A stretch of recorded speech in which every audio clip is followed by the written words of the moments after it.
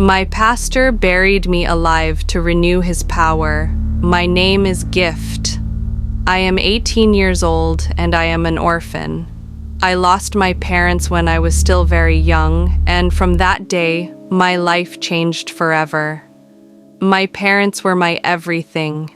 They were the only people who made me feel safe in this world.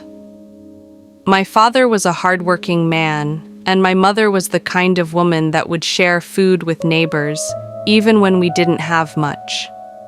We weren't the richest family, but we had peace. I was still in school then, still dreaming like every other girl, believing my future would be bright. Then one day, my parents attended a wedding ceremony in another town. They promised they would come back that same evening. My mother even told me, "Gift, when we return, we will buy you what you need for school." I was so happy. I waited. I kept looking outside. I kept checking the time. But night came, and they didn't return. I started feeling uneasy. My chest was heavy. Something didn't feel right. Then later that night, people came to our house. Their faces were pale. Their voices were shaking. They said my parents had an accident on their way back. A ghastly accident. I couldn't understand it. I didn't want to understand it. I screamed until my throat became sore. I cried until my eyes were swollen. I kept saying it was a lie, but it wasn't. It was real. My parents were gone, just like that. My world ended in one night. At their burial, I stood there like a shadow. I watched them lower my parents into the ground, and I felt like they were burying my whole future with them. After that burial, I thought my family members would stand by me. I thought my uncles would protect me because I was just a girl with nobody else. But I was wrong. Very wrong. Immediately after my parents died, my uncles started coming around our house. At first, I thought they came to mourn and comfort me, but their actions showed something else. They sat in my father's sitting room like they owned the place. They started checking my father's documents. They started making phone calls. They started moving things around. They started acting like my father's death was a business opportunity. Then one evening, they called me and sat me down. I still remember how cold their faces looked.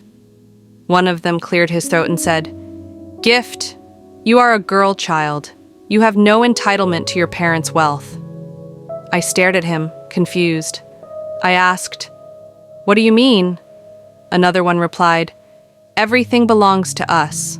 The house, the company, everything. You are not a boy." My heart started beating fast. I told them, "But this is my father's house. Where will I go?" That was when the oldest uncle looked at me and said something that destroyed me. He said, "You are bad luck. Since you were born, nothing good has happened. Your parents died because of you." Bad luck. That was the name they gave me. They blamed me for my parents' death. They turned me into a curse in their mouths. Before I could even recover from the shock, they began to take everything. They took my father's company. They took the cars. They took money. They packed valuables. They even took my mother's clothes and jewelry. They didn't leave me anything, not even my school books. Then that same night, they told me to leave. They drove me out like a dog. I begged, I cried. I held onto the gate and pleaded with them. I told them I had nowhere to go. But they didn't care. They pushed me away and locked the gate. I stood outside in the dark, holding a small nylon bag with just one dress inside. I was shaking. Not just because of the cold, but because of fear. That night, I became homeless. I started walking without direction. I didn't know where to go. I didn't have friends. I didn't have money. I didn't even have food. I walked until my legs became weak. Then I saw an uncompleted building and entered. It was dirty, empty, and scary. There were no windows. The floor was hard. The smell of dust filled my nose. I sat on the ground and hugged myself. That was where I slept. That night, mosquitoes feasted on my body. Rats ran around. I kept waking up in fear. I cried silently, covering my mouth so nobody would hear me. I looked up at the dark ceiling and asked God, "Why me?" I was only 18. I didn't deserve this, but life didn't care. Morning came, and hunger woke me up. I had no choice. I had to survive. I wiped my tears, stood up, and went out to hustle. From that day, my life became a struggle. I dropped out of school because there was nobody to pay my fees. My uniform became useless. My books became memories. Every morning, I would wake up from that uncompleted building with body pains, dirty clothes, and a heavy heart. Sometimes I would look at other girls my age walking to school with their bags, laughing and pressing their phones, and I would feel something tear inside me. Not because I hated them, but because I wished I still had a normal life. I wished my parents were still alive. I wished I still had someone to call me my daughter with love. But wishes don't feed a hungry stomach. Hunger is a wicked thing. It doesn't allow you to sit and cry for too long. So I started hustling. I started hawking fruits in different seasons. When mango season came, I sold mangoes. I would carry a tray on my head from morning till evening, shouting, "Fine mango, sweet mango." My neck would ache, my legs would swell, but I kept moving. When orange season came, I sold oranges and tangerines. Sometimes I sold bananas, pineapples, pawpaw, watermelon, coconut, guava, and even African pear when it was available. I sold anything that could put small money in my hand. If fruits didn't sell, I would carry pure water in a nylon bag and enter the market. "Pure water, cold pure water," I would shout until my voice became rough. Some days I made small profit. Some days I returned with nothing. And when I returned with nothing, I would sleep with hunger. I would drink water and tell myself it was food. There were nights my stomach would be turning like someone was twisting my intestines. I would lie down and press my belly, praying for sleep to come quickly so I wouldn't feel the pain. Sometimes rain would fall heavily, and I would be soaked from head to toe because I had nowhere to hide. I would stand under a shop shade with other traders, and they would look at me like I was a beggar. Some would insult me. Some would push me away. Some would say, "Small girl, leave here. You are disturbing customers." I was treated like I didn't matter. The worst part was the way some men looked at me. They looked at me like I was cheap because I was alone. They would try to touch my waist when I passed. Some would hold my hand and refuse to let go. Some would say, "If you follow me, I will help you." I knew what they meant. I knew they didn't want to help me. They wanted to use me. So I ran from them. I avoided lonely corners. I avoided staying late. But even with all my carefulness, fear followed me like shadow. One day, I was selling oranges near a bus stop when a man grabbed my tray and tried to drag me behind a kiosk. I screamed and struggled. People looked, but nobody moved at first. It was one woman that shouted, "Leave her!" before the man finally released me. My body was shaking. My oranges scattered on the ground. Some people even stepped on them. That day, I sat down and cried like a child. Not because of the oranges, but because I realized something painful. In this world, if you have no family, people can do anything to you. Nobody will fight for you. Nobody will protect you. You will just be surviving by luck. I kept asking myself, God, are you seeing me? I was tired. I was exhausted. I felt like life had rejected me completely, but I still didn't give up because deep inside me, I believed my parents didn't give birth to me for nothing. I believed my life must have meaning. So I continued hustling. I continued walking long distances with my tray. I continued smiling at customers even when my heart was breaking. Then one evening after a very stressful day, I was walking back to that uncompleted building. My feet were dragging. My body was weak. I was hungry and dizzy. As I was passing through a street, I heard music, soft worship music, the kind of song that makes your heart feel calm. I stopped and looked around. That was when I saw it, a church. The lights were on. People were inside. I stood outside, listening. The song was saying something about God remembering the forgotten. I don't know why, but my eyes filled with tears immediately. It felt like the song was talking to me directly. I stood there for a long time, listening like someone that had found water in a desert. Then a woman came out and saw me. She looked at my dirty clothes and my tired face. She asked gently, "My dear, are you okay?" I tried to pretend I was fine, but my voice failed me. The tears came out on their own. I told her, "I have nowhere to sleep." The woman held my hand and said, "Come inside." That was how I entered that church. That night they gave me food, real food, warm food. I ate slowly, like I was afraid the food would disappear. My body relaxed for the first time in a long time. Then the pastor came out. The whole atmosphere changed immediately.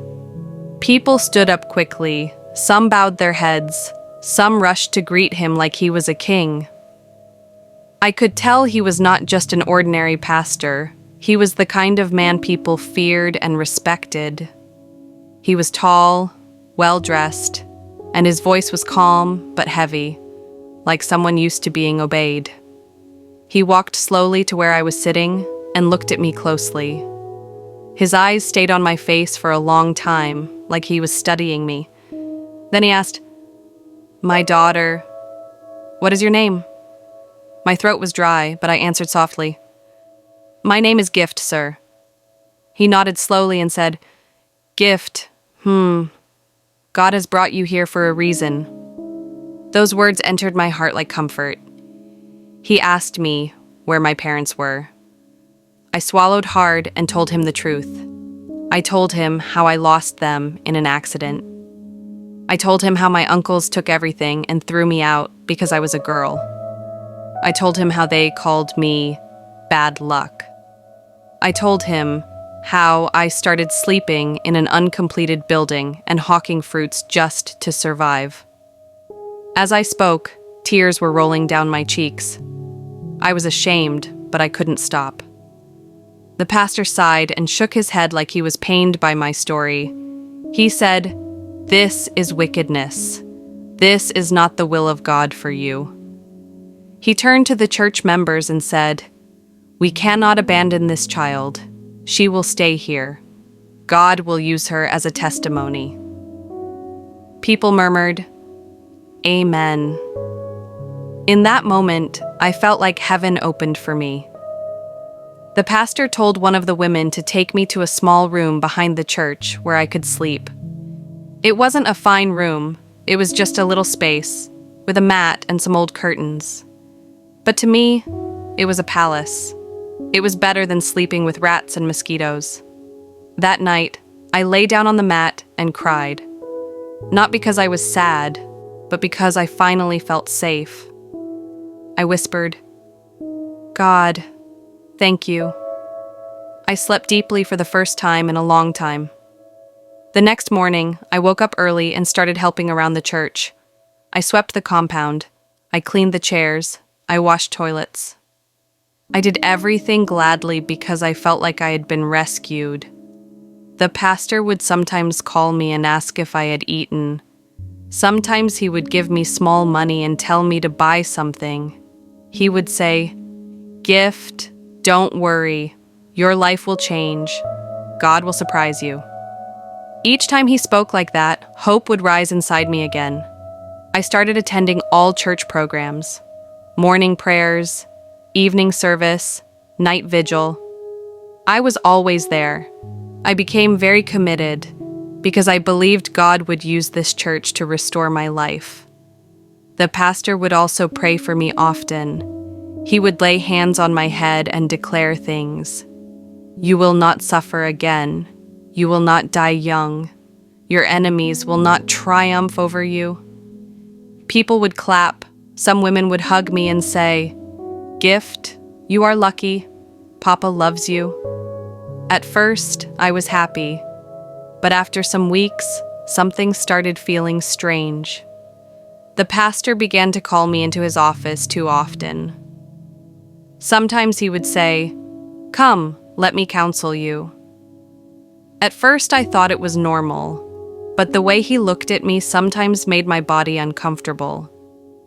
It wasn't the look of a father. It was something else, something I couldn't explain. One day, after church, he called me and locked the office door behind me. My heart skipped. I asked nervously, "Sir, why did you lock the door?" He smiled and said, "My daughter, relax. I am your spiritual father." He started talking about destiny and spiritual battles. He said I had a strong star. He said my uncles were fighting me spiritually. He said my blessings were being monitored. He said there were forces that wanted to waste my life. I was scared, but I believed him because I didn't know anything about spiritual things. Then he said something that confused me. He said, "Gift, you are special. God will use you to renew this ministry." Renew the ministry? I didn't understand. I just nodded. He continued, "You must obey me completely, because I am the one God sent to guide you." I said, "Yes, sir." He smiled again, but that smile didn't reach his eyes. After that day, I started noticing more strange things. Sometimes I would wake up at night and hear footsteps near my small room. When I opened my eyes, everywhere would be quiet again. Sometimes I would hear the pastor praying late at night in a strange tone, not like normal prayer. It sounded like chanting. It sounded like someone making demands. I would sit up on my mat and listen with fear. Then I would cover my ears and pray silently.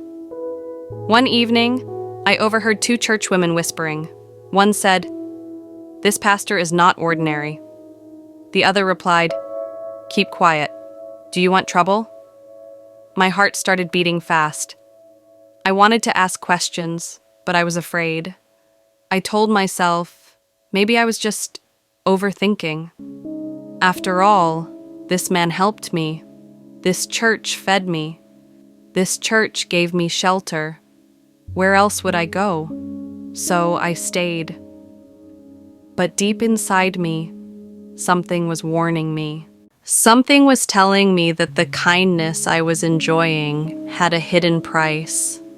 And I didn't know that the day the pastor would show me his real intention was very close. Days passed, and the pastor's behavior became more confusing. In front of the church members, he acted like a caring father. He would call me my daughter and tell people to help me. But whenever we were alone, his voice would change. It would become lower, slower, and somehow heavier. Sometimes he would ask me questions that didn't make sense. He would ask, "Do you ever dream at night?" I would say yes. He would ask, "What do you see in your dreams?" I would tell him sometimes I see my mother calling my name. Sometimes I see myself running. Sometimes I see darkness. He would nod like he understood, then he would say, you are spiritually sensitive. Another time he asked me, "Are you still a virgin?" That question hit me like thunder. My face became hot. I stammered, "Yes, sir?" He smiled and said, "Good, very good." I didn't understand why a pastor would be happy about that. I felt uncomfortable, but I didn't have the courage to question him. He was a respected man. People worshipped him like he was God. If I accused him of anything, nobody would believe me. So I kept quiet and focused on my hustle. I still hawked fruits during the day to support myself. Sometimes I sold mangoes, oranges, bananas, pineapple, pawpaw, and watermelon. Other days I sold pure water and ground nuts. I would return in the evening, tired, and go straight to church. The pastor would always find a way to call me. Sometimes he would say, "Gift, come and pray with me in my private room." Sometimes he would say, "Gift, I had a revelation about you." Each time he called me, fear would rise in my chest, but I would still go because I didn't want him to send me away. One evening, after a long day in the market, I returned to the church compound and met the pastor standing outside like he was waiting for me. He smiled and said, "Gift, today is your day. God has finally answered." My heart jumped. I asked, "Answered how, sir?" He said, "I have arranged a place for you. You will no longer sleep in that small room. I will take you somewhere better." I was so happy I almost cried. I said, "Thank you, sir. God bless you." He nodded and said, "Go and wash your face. Wear something clean. Meet me in my private room." I rushed to prepare. My hands were shaking with excitement. I thought maybe he had found someone that would help me. Maybe he wanted to take me to a good home. Maybe he wanted to connect me to a job. I didn't know, but I was hopeful. When I entered his private room, the atmosphere was different. The lights were dim. The room smelled like incense.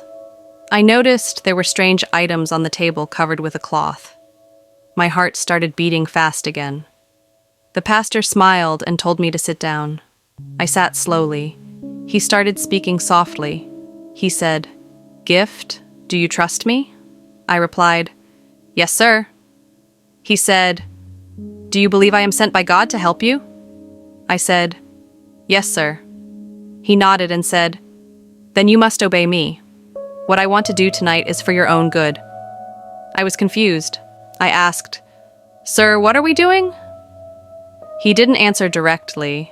Instead, he began to pray. But it wasn't the normal prayer I knew.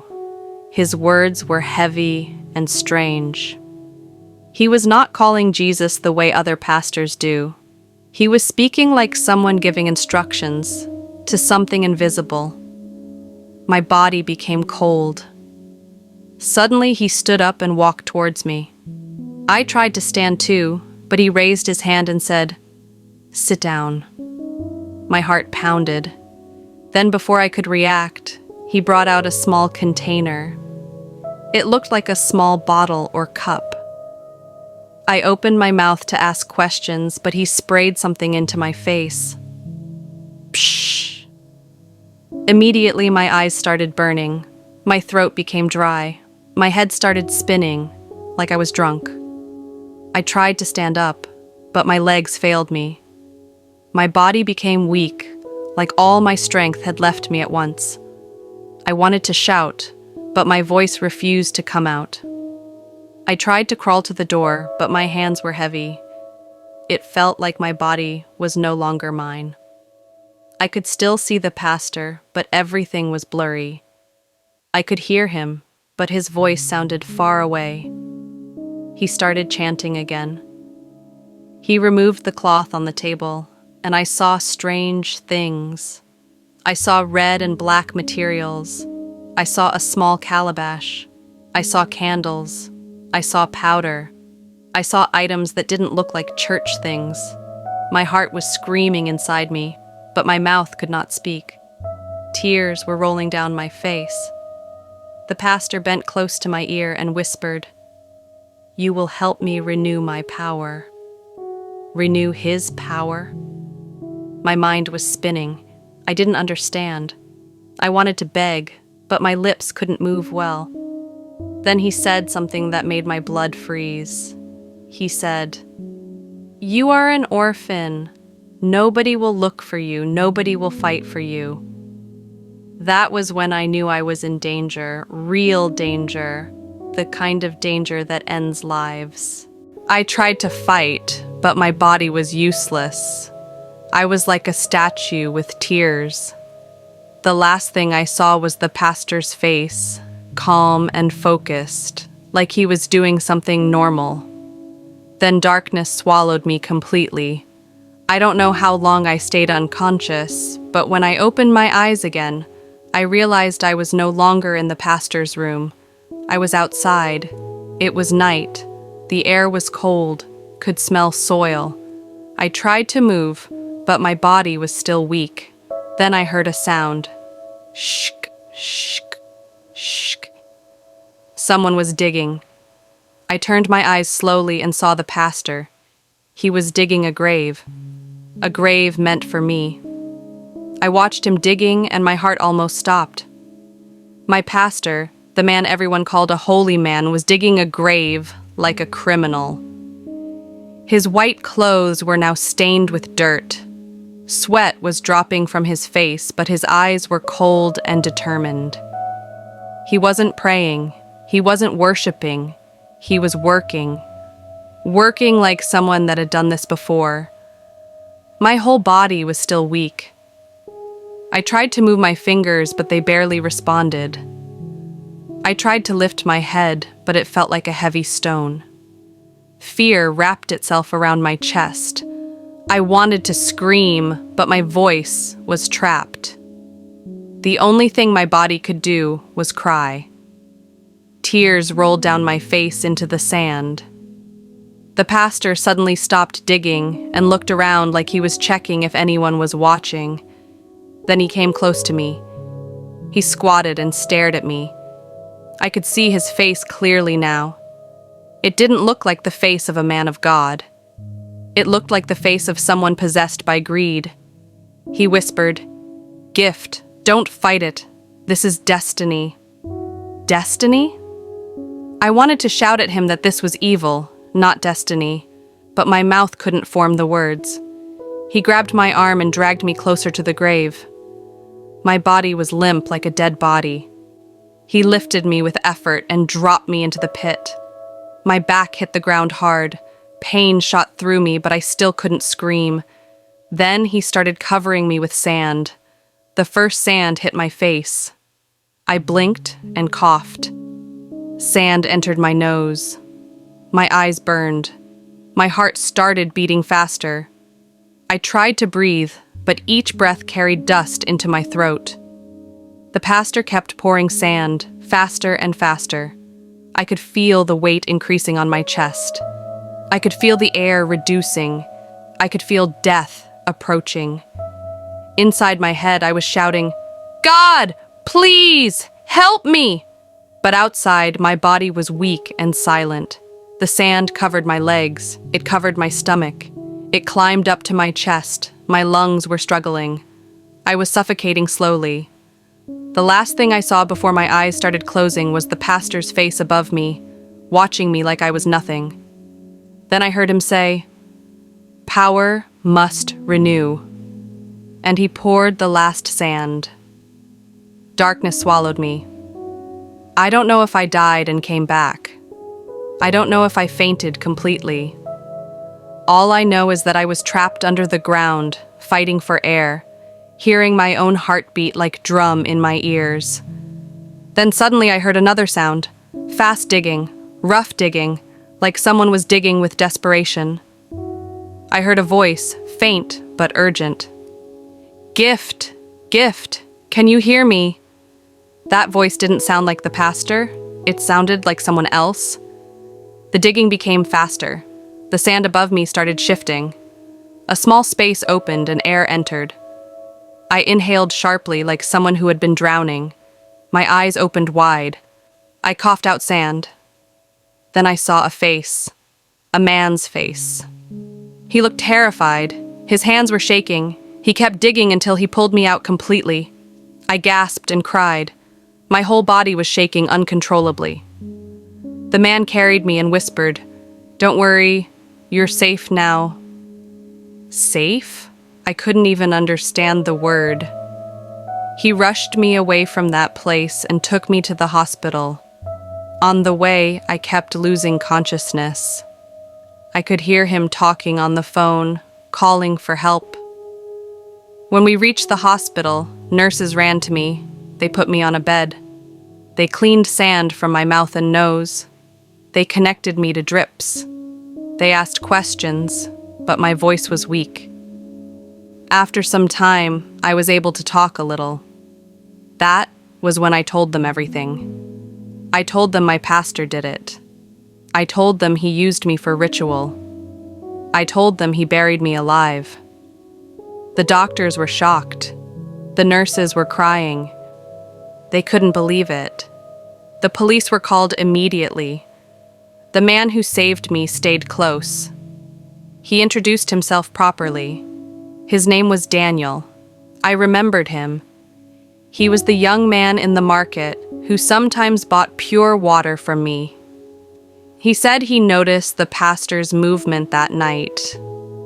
He said something in his spirit told him to follow quietly. He said when he saw the pastor digging, he hid and recorded everything with his phone. He didn't confront him because he feared the pastor might kill both of us. So he waited until the pastor left before he dug me out. When the police heard this, they rushed to arrest the pastor. But the next day, the whole town shook. People didn't believe it.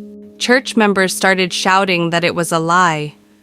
They said their pastor could never do such a thing. They said I was trying to bring down a great man of God. Some even called me a witch. Some said I was possessed. The pastor himself denied everything. He stood in front of people, holding his Bible, wearing white, crying fake tears. He said, "This is a setup. The devil is using this girl." People shouted, "Amen!" Some women even came to the hospital gate to insult me. I cried because it hurt. It hurt that people could defend the man who tried to kill me. But Daniel remained calm. He told me, "Gift, don't worry, truth has evidence." Then he brought out his phone and played the video for the police. The police watched it. Their faces changed. The video showed the pastor digging. It showed him dragging me.